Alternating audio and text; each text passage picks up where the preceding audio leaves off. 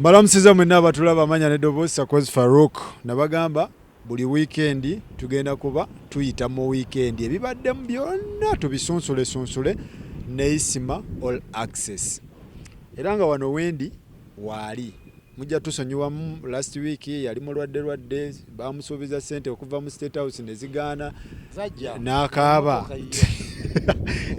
Waliwo emero wano jagize muze yagenda bawa ku kifaananyi ky'emmotoka eno ndowooza ze zimu ku ssente omusajja ze yakubye naye nze sidiibuuda eno entuusa weekola ki mwali mwogera mwali wa kati mwaga ntambuza bigere n'abalaba mwebale nnyo mwenna abagenda okundaba era wano ku stage mbeerangako ne muganda Farouk Gospel Live ku YouTube era nga mbeera ku stage ne Charlie wange ono buli Friday. Nebaza omukisa gwe yampa n'okundabamu ekitendo nzije nga mbeerewo nga tusunsula weekend nga ffe ababeera mu Kampala tetuyinza sonsula byekyotera tuli baawano. Twagala Edmeza yasinzire Sweden atasunsula ezo ensonga ze. Edmeza alina sunsula ze Sweden bw'anajja eno tusunsule ezo. Kati Isima kyetugenda osookerako ensonga za kafeero zitambudde weeks tuli mu weeks ezo zonna ebigenda mu maaso byonna obadde obiraba. Isima nkuleese woli w'enkoko njeru wakulira wano najja nankumbi Robin omumanyi buli kimu Robin asisinkana ddi kafeero byonna waliwo. Kati mbadde nsaba tutandike nga twanalizing ensonga za kafeero nga ggwe oziraba otya. Ensonga za kafeero si za njawulo nnyo ku z'abayimbi abafudde babasudde bakasozi nti omuyimbi bw'afa ky'osooka osuubirawo olukengenene lw'abaana bamaama abatategeerekeka basenga abakaayana. These are normal things ng'omuntu omunene akoze eki agudde. Kati kafeero yali yakola ebintu era n'abireeta wabituusa wano mu Kampala n'afunayo ku hit. Nyewe mulaba abantu bakaayana kafeero yakwananga bakazi bamubirabo na babakapusinga be era oba omanyi akayimba ke bayita Lusiya akugamba nti newe mba njagala nkwana mufa abakola ki abayimba. Waafunayo ku ssente n'ajja mu kibuga okuva enkoko njeru agenda agwa mu kisire Queen bakiyita bisirikirwa kya wano ku siteera nga owembera ne muganda wa yanga mulo bamukuba amasasi ne bamutta Charlie wange. Kati ekyo kiwala agenda akigulira limited naye ekyo kiwala kyali kirunnyo nga woonoddira ono omusajja yasimbisa abakazi layini Segawa n'omuwa Farida Nakazibwe. Segawa bajja kubulya Nakazibwe buli kyama kye. Kafeero yayagala nnyo bisirikirwa nti nga ne waba tamuwadde mwana kiryoke. Kati mweno time ya kafeero nga afudde bandirira ayinza nnyo ku kibisirikirwa bye kikola ki bye kigamba. Era bw'abanga bisirikirwa alina weakness ku mutima abanaasinga okukolagana naye bajja okgenda nabo naye bw'asigala ayagala kafeero nga bw'amwagala wadde mboba buli ekituufu nti kino kyekyali eka kafeero kino kyekyali kuba nkuwadde nti bisirikirwa kafeero yamwagala nnyo nti mu bakazi ba kafeero bonna be yawasa kwalingako ne senga wange bamuta Nasuuna talina gwe yagulirayo kamotoka naye sente z'abaweebwa abayimbe ennyimba kasiiwuukira yazikwata n'azigulira mu bisirikirwa ki limited y'ebiseera ebyo ndowooza ye Kawundo. Kakati ebintu by'okkayanira abayimbi byo bibaddewo ebbanga ddene batabani ba kafeero kye balina omumanya nti ebyobugagga ebiriwo tebikyabamala newe bakaayana newe bazuula nti ye taata waabwe byo tebikyakola ki bwe baba bazuula nti batuzuule ekika kyabwe ekituufu. Mu modern world gye tulimu ba geologists bajjayo bannabukadineza bafalaawo baani to find out about people on 2000 years. Kati bwe kiba nti kiri ddala nga baddokita bakyetaaga kisoboka mu mulembe guno naye tolina kikola mu public kubanga wano Uganda tuli kalikyo kikolwa kibi nnyo ziikula omufu ate kafeero gwe muziikula weebukunja history kyeri ebukunja bali abafu ne kafeero yennyini bamugambako nti musezi. Kati we muba mulina kalikyo emuziikula legase ye mugireka bubi nammwe abaana so ze nandiyagadde nti wewabanga ddala nti bakuzadde tokyadda mu lubuto okola olina gamba nti kafeero si taatawo naye nga maama wo waali maama yamanya taatawo so long as bamaama weebali maama wo n'akuwa satisfaction nti oli mwana wa kafeero tewali byagabana genda n'ekyo genda okole sandyagadde kyamujjayo as a legend si kintu kirungi nti famire ya Kafeero it is very practical okujjayo omulambo ogwo amagumba ne bajjako DNA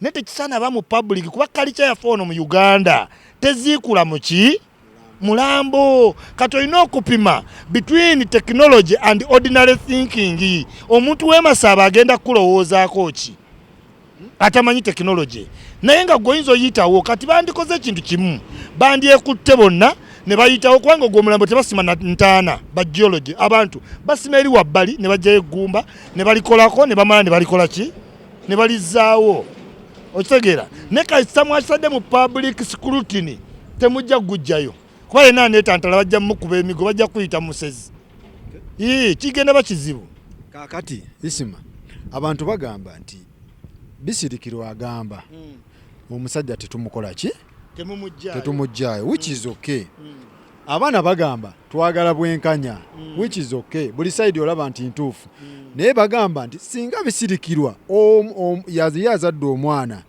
nga y'omu ku badimandinga Kafeero aveeyo yandibadde ali ku side ki yandibadde ali ku side bamugjeyo okitegeera naye olina otutegeera nti senga ogenda mu kkooti nga taatawo yasse maamawo nga wabaddewo ng'oyagala kuwa obujulizi bw'okkooti tebutwala bubeera bwa conflict of interest kati ne Bisirikirwa balina omufaako nnyo ssaawa zino kubanga yesi conflict of ki interest teyazaalamu muki naye ate asigala nga bakulaga ye yali favorite Kafeero talina mukazi gwe yagulirayo mu motoka bali bonna bali eyo balima bulimi kino enkuga ekyali kisire Queen wali kwata oli omuvubuka yaani owakadonkamu Segawa muwe Farida nakazibwe n'ebyapa mu kyala ajja bitunda ajja bere ne Farida ate nga tamuzaddeemu tobalabangako waliwo omutima we gubeera overwhelmed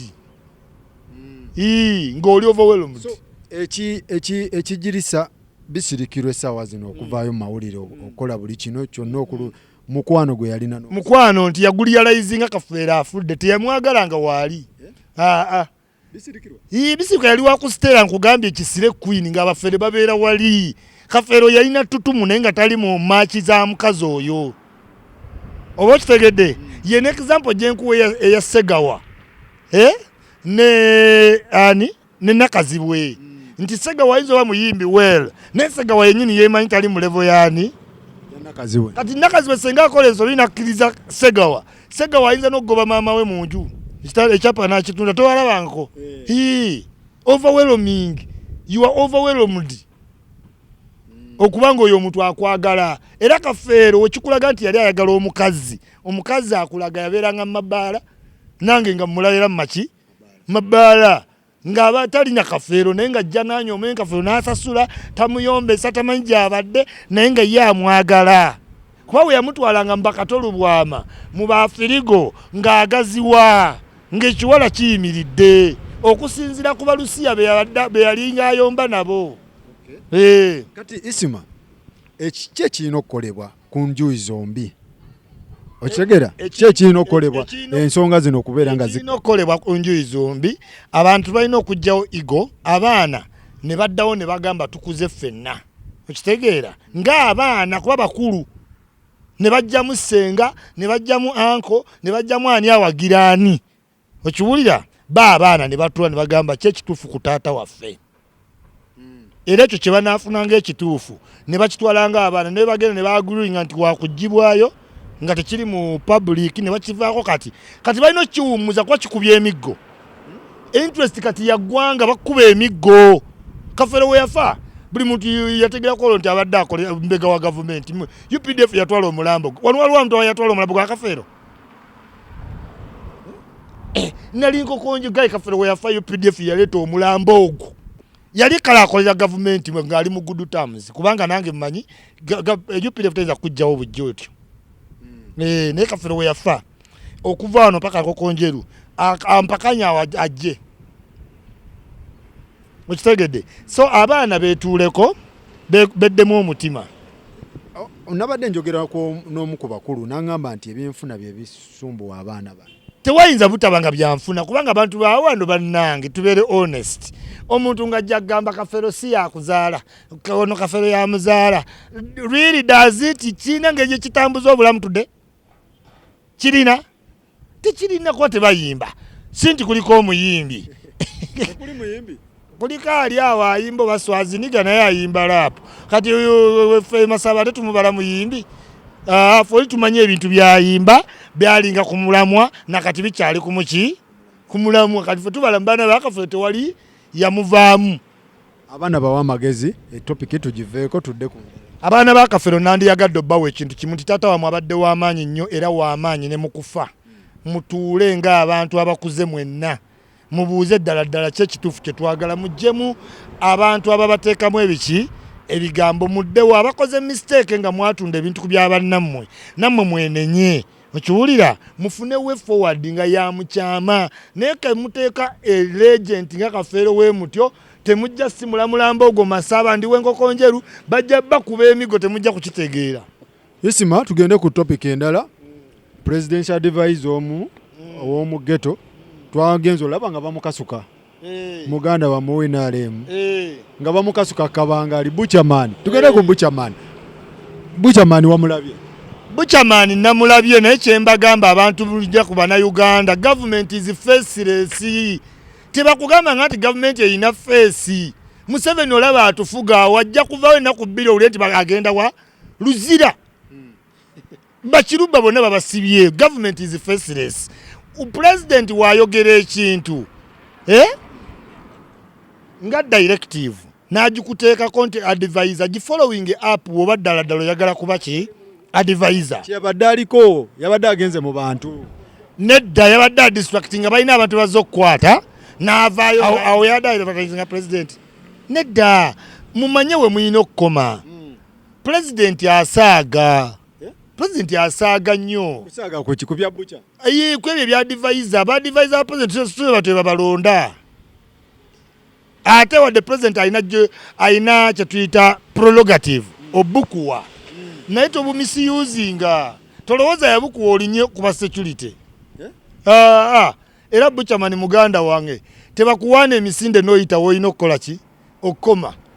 Ffe tumanyi we tuli tumanyi we twetwala tetwonoona.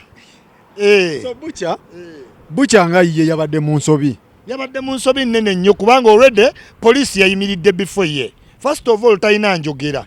Ayogerera waggulu alowooza buli omu mulasita. Omusajja wa security ayinza oba amaze ennaku 3 taddaka.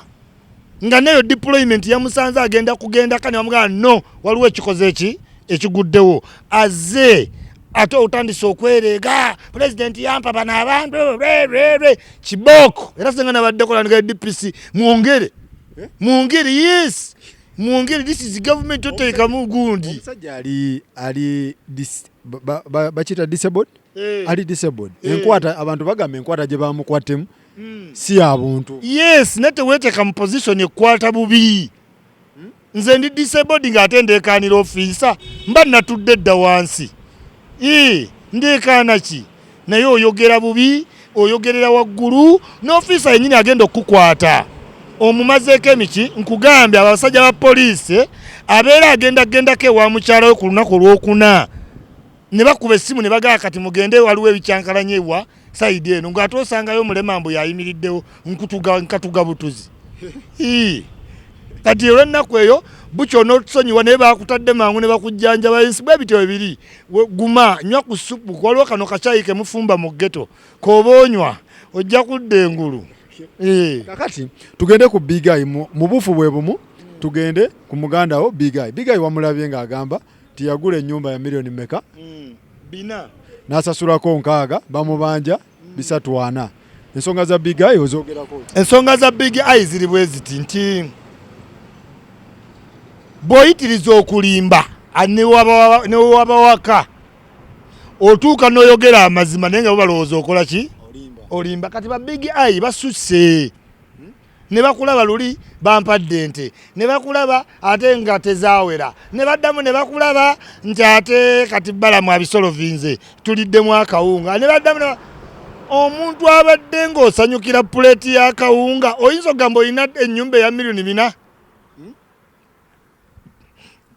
tubeere bakkakkamu ne bakuyita ne bakuwa enta 3 miliyoni 3 ne baddamu ne bakulaba nga oli kawunga mujubiriyetinga really eyo body language yeyo omuntu abadde nga alina ebbanja lya milioni 4 kubanga tebina kubanga bitandise kati assuming nti ebyo ebina ddala yali ya depositing milioni 6 sakozi oddamu okusanyuka nga tonnamalayo banja eryo nga nemotunda kati ku kawunga yali asanyuka ki si kano kebagaba kana ak'okusowani tewakalabye kebabadde balya lwaki kwolwo mu kulya akawunga wali togamba balamuza ekizibu kyange kyanjawulo ku kyabano okitegere Faruku senga osanga nga Faruku tuli wano omusajja nga agabira abantu ssente okiwulira nga Faruku mu butuufu omupiira gwo gw'emmotoka gwo gwatudde ng'agaba muki mutwalo naye nga ye last osobola omugamba muzeeyi webala omutwalo n'omupiira gwange gwakoze eki kubanga kiri kyekizibu kati gwe omusajja alina ekizibu ekya milioni 4 nga wawaayo n'enkaaga eri layikira obutadda ojjawa gatisa eziri akawunga n'ozina ekyo kyakulimba ekyokubiri teri mugagga ayinza kutunda nnyumba milioni 4 n'omuwaako 6 oyo naye nga waba gyali mubbi njagala tuanalyzinga ensonga za big eye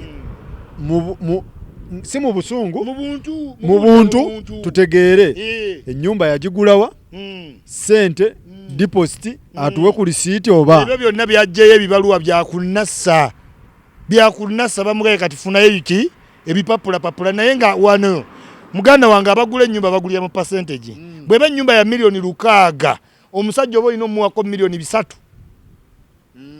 50%. Yes, or 20%, 10 kati milioni 4 what percentage is milioni 6 ku milioni 4 olinga agamba nti omusajja alimba yenna yamuwadde akabaddi ako saako yemu okoloti tumale tukole tuti yemu erotatinga eti weewuunye omuntu alina ebbanja erya milioni 3 mwana. Can you really sit down ne baleta akawunga n'ennyama ne mulya n'osanyuka nodda ne mu kamera n'ogamba ebizibu jakugamba nti ebizibu omuntu teyeetaga kulaga bizibu bye buli ssaawa waliwo ssaawa obeera happy waliwo newobeera eyo meeting yali yakulaga biki bizibu era neggwanga ebizibu babimaliriza n'essowaani y'akawunga n'ebifi by'ennyama ebyebi ne beekuba ebifaananyi ani ali mu muvuyo isima ani ali mu mivuyo gino ogenda owulira oti nti ono abanja bwezi tugendagenda ku bad black ogenda owulira ono nti ayabanja bwezi ti ogira oti balamu ng'akirimu nga beetolola bati nga basikayo miliyoni wezi ani ali mu mivuyo gino egy'emivuyo balamu engeri gy'ali munaddiini tategeera baana bayaye bakola ki baliwo oba eiza nga abategeera nga amanyi bwe kikola ki bwe kigenda kuba nkugambye nti nno there is no way you can insult somebody nga DJ Michael yakola n'okomerawo ku plate ya kawunga okitegedde it does not match ku busungu n'ebigambo byayogera birina kuba equivalent to something else kati ne big eye ku milioni 3 mwana kozeyo video ya kawunga yateweza wiki 3 mabega okirasa kakati bwe bateweza wiki 3 ene nyumba yo ebbanja likumazeeko bbanga ki wagiguze jjo you must have sold the car over importance etawanya big eye yagambye abantu ng'ate ali mu kkaba n'amaana abagamba nti milioni 4 biyinza okuba bingi kummwe si bingi kunze ate ng'ate tobirina yagambye ku post yazzeeko nti milioni 4 biyinza oba bingi kuki kummwe naye ate si bingi kuki kuje waba ayiye emirimu gye agamba bamukubalwa NRM tewali big eye mpulira mbu wayiwawo oyeewo omubiri oli veterani walwana nze ŋŋambe ki wakajja jjuzo oyimbye obuyimba bubiri osanga ebintu byonna tubitegese mbu wayiwawo omubiri okwo kwe kuyiwawo omubiri mubeere siriyasi okiwulira okuba ng'ofunye omukisa n'olaba ku fountain of honor by shake of hands oba tolina ky'omubanja kirala Bigayi olinga agamba nti Bigayi talina kyagatta ku NRM. Talina agattako ki? Okay, tukkiriza NRM yeetaaga abantu, but NRM eyina abantu abalinga Big Eye nga tebalina kye bakola mu millions. Bigayi talina kyagattako. Ki abadde ayina constituency gya influencinga, abadde ayina nti bloga nti abantu bamuwulira, abadde akola post negenda vayo akola ki? Tewali. Asanyukanga ye wogamba nti ndi mu Firebase ndi mu Gagameero. Okiwulira? Kati ye bwatyo wakitwala nti nze ndi mu people mu NRM mwe muli mu ki? Mu people power. Naye nga talina, kubanga senga abadde ayina byakolera NRM, senga alinga nze Bigayi talina kyayamba NRM. Ate kiriwa abagiyamba bali kwa maintenance, obalabyeko nga bakaaba. Tuli kwa maintenance. Tetudiibuuda tugule tujyamu tentuuse eno mulinda mpenko ninze bebe kulu overassuming. Kati Bigayi agenda n'alaba kusaasira ne bebe kulu bombi ne Michael ne bafuna kye tuyita over expectation. Balowooza olwokuba bonna bayimbi bali mu kategole ki? Bebe kulu ne kusaasira bayimba ddabi campaign bingi nga tebabakola ki? Bakabaddiza. Mwe ba Bigayi muyimba campaign bbiri wano Kololo ne wali nga mudduka. Okitegeera? Kati bano abayimbi bebe kulu alina obbatuuza oba kusaasira n'abagamba saafuna overnight. Kubanga bebe kulu yafuna kusaasira ne kana akawala akazinisa olubuto akecyanga. Naye bw'olaba lekodi gye bakoledde si yaba Bigayi Bakenzo simanyi ba Wizo Chameleon era bonna abali mutubonga naawe nga tewamalayo campaign tewafuna kimala. Wafuna ekyo kye bakola ki? Naye bakusaasira balemerako kuba politics is a risk. Bigayi nga tumumaliriza muwa amagezi agasembayo kuba yajja kuva mu kibiina kyammwe kigwire bwe. Bigayi njagala okutegeezaako ebintu ebi gano ge magezi genkusalidde asatu. Ekisookera ddala bw'ova mu NRM tetulitegeera nti wavaamu, tuli bangi nnyo. Ekyokubiri, kwata obudde okole kye tuyita opportunity cost. Opportunity cost kitegeeza okola last decision mu bulamu bwo, ngende kata oba nsigale, ngende omaani oba nsigale. You must take a decision. Oba okwate ekitiiyo Meja Nalweyiso wali bakufunira enkumbi okkirire wammwe gye wali watwala ente. Naye ebintu by'okulowooza nti oli important NRM bw'onoovaamu we shall not know. Tetujja kumanya nga bw'ovaamu abalala bayingira tulimanya ddi. Tetusobola. Bigayi ng'omutadde ng'omukakanyiza nnyo muganda wange. Mukakanyiza omulaga nti NRM massive party. Olunaku lwayogedde jo video abaavudde mu NRM bawera ebibiri. Nga bavaamu lwaki? Nga bagenda beekyawa. Massive party bwetyo as one gone another one born. Egwofuluma abantu bakola ki? Bayingira. Awantu wokka woyinza okkaabira nti ne bakkaabira nti otuvuddemu zino nti FDC simanyi UPC people power kubanga ebyo eyo yonna muli nsiriŋŋanyi mu bidiba. Naye NRM ocean mulimu zishaka. Naye wobeera mu FDC simanyi UPC oba w'amaanyi kuba oba nsiriŋŋanyi. Soko babulire Bigayi mulimu ky'omukulu gwakola mu kibiina kyammwe alyoka asabe miliyoni 2 okumuyamba. Omulimu ndowooza ogw'amaanyi gwakola nti yayambalako mu suuti ya yero ne yeekubya akafaananyi nti ayagala kwesimba. Oneesooza nti yali akitegeeza. Okitegeera?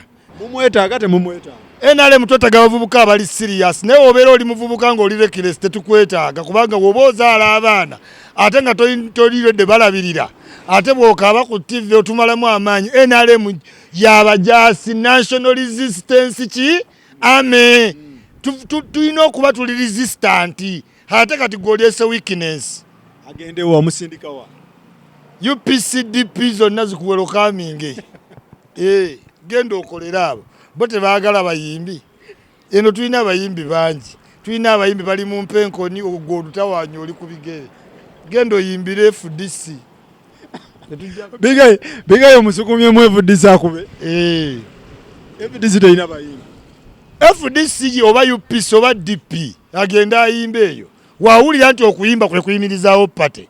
ffe tumulage nti tulina abayimbi Ekoboko Yumbe anywa Kisolo yonna waliwo abayimbi b'NRM lwakuba tebali mu Kampala gw'omanyi b'e Kampala juzi twabadde Kololo ng'abayimbi bonna we bali ne Bebe Kulu yabaddewo Boss Mikotimu najja nalowoozezza oba kiki ekiguddewo Isima Big Guy teina kyeyinza missinga NRM teina kyeyinza missinga Big Guy oba Big Guy kakasa nti NRM resistance movement gezo gavumenti ogivuddemu olabe we shall even not know tetugenda tegeera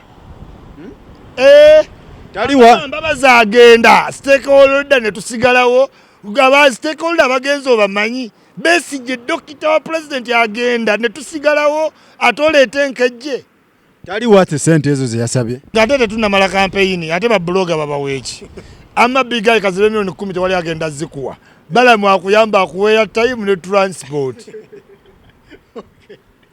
toyaza kakati muganda wange mubufu bwe bumu tugere wa Bad Black nga mumukozesa ekibiina kyammwe bayirawo nkitya mukozesa abantu ne mumala ne mwekyanga mukozesa Bad Black omukazi ayagala milioni 5 okitegedde ensonga wazitegedde kiki ekiriwo tetulina buzibu wa Bad Black milioni 5 ne waliwo kye tuyita quantifying azitutemere temere tulabe tuzimuwe accountability quantifying nti 5 abiri obimanyi goli musajja wawana abiri gakola gati 10 lyakola liti nateeka mbwe bwamalawo list eyo nga tumuwa cheke weri talina accountability ava tetumanyi nti kyetwagala ya quantifying amount eyo ngeri gye yagikozesa ne bwagisuubira bwe bigaana tetulina byamugamba bingi kuba tulabe bangi abajja mu NRM with overzealousness over ambitiousness no over expectation bebo agenda ba frustration by Manda ajja kuba mu people power gye bawelkaminga buli omu by Manda bwatafuna bitaala ate nga tebiriiwo atogera ku kibiina kyange kakati kirala agende eyo kakati ekiriwo Isima kyenjagala akalulu tukatwala scientific campaign tuzitwala online Isima campaign tuzitwala online wabitegedde soko temeteme ensongeeza abantu bategeere ani gwe kiridde ani ali akyaliko campaign zize digital era wano ne kisabikanga ono olutalo tuluwangudde ku bayimbi era we bakitegedde nti ba blogger be baliko wulira ekyuma email ate nga wetumalira campaign nga njagala ki ndala abayimbi we mutulaba mutuule wansi twabati ebbanga ddene ndeka kati ba blogger ffe tuliko wonna engera ng'oli muyimbi mikono waggulu mbonga akodde ebbali abantu beebuuza NRM erina capacity okukwasaganya scientific gundi zino campaign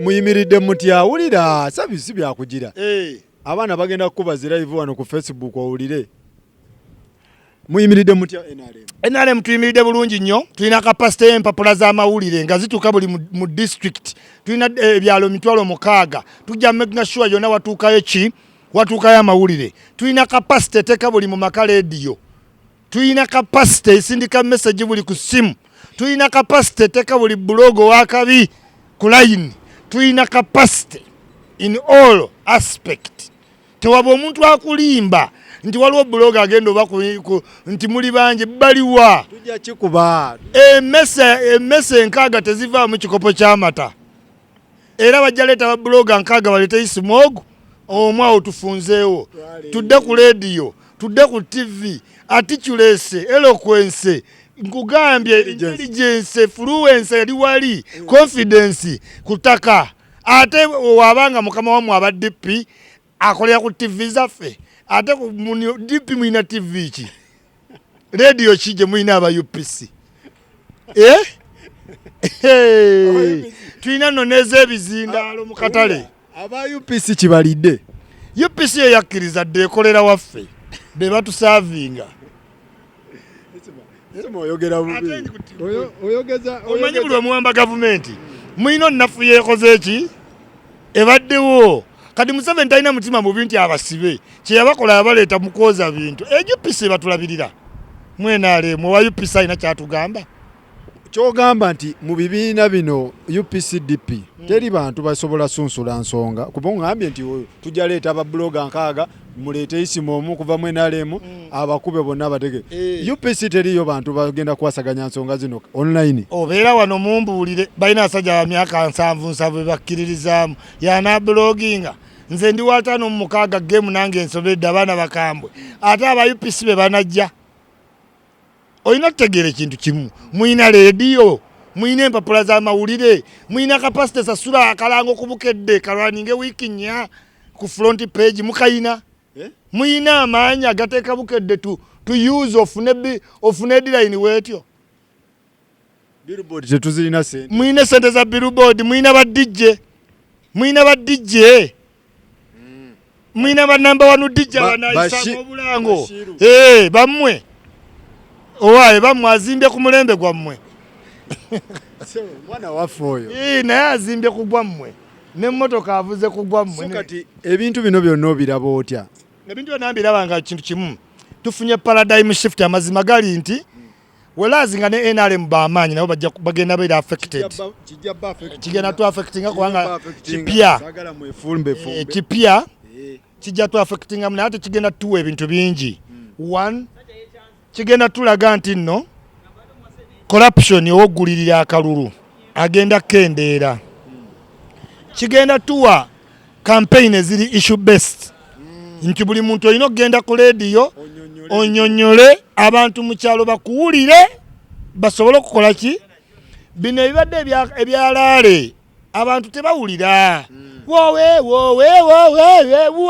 waffe njagala okubuulira mu 2000 Besigye bwe yajja Besigye yali popular nti yatuuka ekoboko Arua yalina campaign nnya naye campaign ezo nnya teyayogera kigambo yatuukangawo n'agamba nti ajja genda awo n'ayitawo so njagala okugamba nti bantu batono nnyo abeesimbyewo omubuuza wasinziira ku bintu ki okulonda mu butuufu aba yasinziira ku nnugu gy'alina kw'oli aliyo oba ku mukwano gw'alina kw'ono agendayo naye nga si issues kati kino kigenda tuyambako kuba ne mwenalemu tulonda ebirerya bingi n'oleeta bajudisi babiri n'alatuuka mu palamenti kwenda bwenzi natta ekifo kyaffe kyonna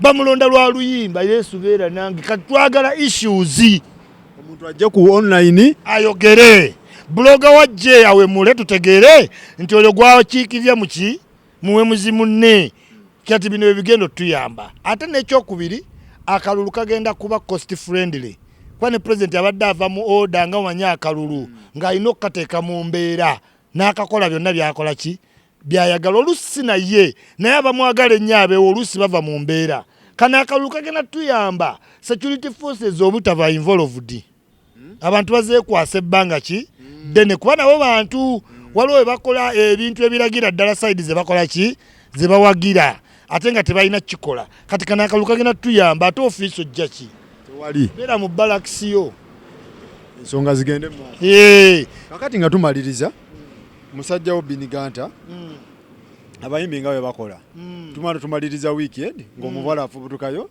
kyomusajja we yamuzaalamu Biniganta omumanyi manager wa Alisudi Biniganta mmanyi kyali wange bamuyita Kevin Livingstar ye manager we era abadde nga yakava wano era nga yamutaka ku maintenance naye era Biniganta w'omulaba yayingiramu nnyo ebintu by'aba chronics too much Jamaican era ku scene Biniganta is not been doing good ng'ate ali ne mu aliba mu Talent Africa when Biniganta sings owulira you feel good era mbadde mumanyi ng'omwana alina ki control and discipline no si kyewuunya ku bayimbi babeera nnyo ne one night stand mu back stage byebintu byabwe era wabanga yafunisa omuwala olubuto ne lujja Biniganta nkugamba ekintu kimu oyo ye mukazi wo ono gw'obadde olina gw'otanazaalamu gw'oba oleeta oli gwewalweta kati muli level emu level temakinga nga wajjamu empale siya nga tewagitegeera ebyo weba bya just kati nawe oli wa just toyinza tugamba alakeri aliwa bonna be yeebakako baali mu status ye bali mu status ye waliwo eyalina quota the status of R. Kelly. No, kati this is the way woba biniganta osazeewo nasi wekusiiwa n'ogitakula kitegeeze kuwangudde. Kati wabanga omuwala sikirasiyo naye nga yakuggisaamu empale mwaga amalala gonna g'olimu n'okunyirira oli ye kirasiyo goba gw'olina ekaleeta oli ow'omwana. Bw'ogambye kitooke kifansalira otandika omupimpinga myaka 2 ng'ateredde. Tweyanza nnyo Isima, tugenda kuba tukunoonyanga buli wiiki tusonjole nkubire kati n'ebitambula n'ebikola ki motoka tabu oba yiyo oba siiyo Katonda yamba oli bwagamba si yange naye muli esente zaffe oli bwabanga agamba si yange naye bw'alifuna agimuwaamu tuliyogera ekitegeera muzitandikidde mujjiya tetwagala ate emmotoka nti naate esikira mu maaso simanye esikira bayiga twagala 4x4 bigayi muganda wange njagala kukugamba nti mu butuufu walabise ng'oli depressed naye ng'oyogerera ku Rongo Forum ffe ng'ab'NRM kye tulinze weetuge tunyiga RIP.